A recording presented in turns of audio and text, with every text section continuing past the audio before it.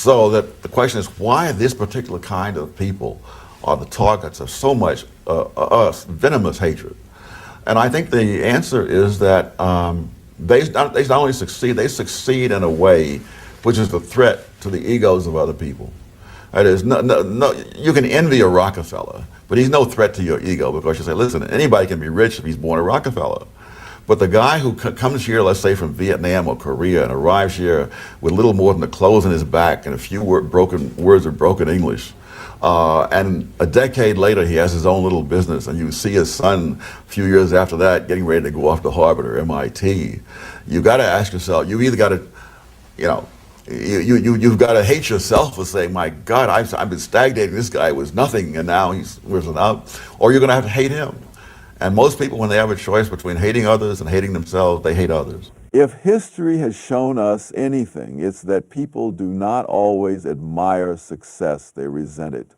The Jews have been hated for centuries, and if you look at the pattern, it has little to do with their religion, their culture, or even where they live. They have been expelled from countries where they were prominent capitalists and from places where they were poor laborers. They have been persecuted in times of economic hardship and in times of economic prosperity. If there were a consistent reason for their persecution, it should have changed based on circumstances, but it hasn't. And why? Because human nature hasn't changed.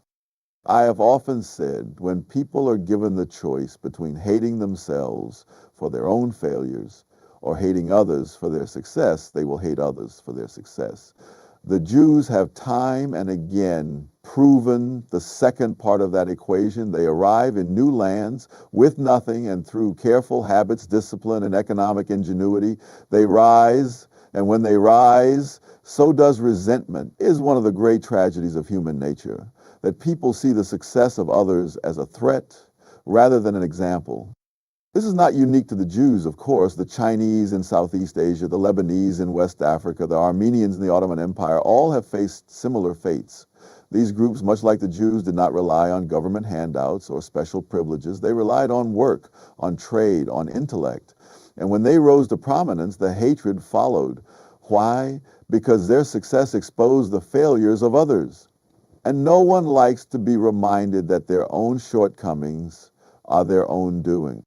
Today, we see the same phenomenon in a different form. Antisemitism has not disappeared, it has simply adapted.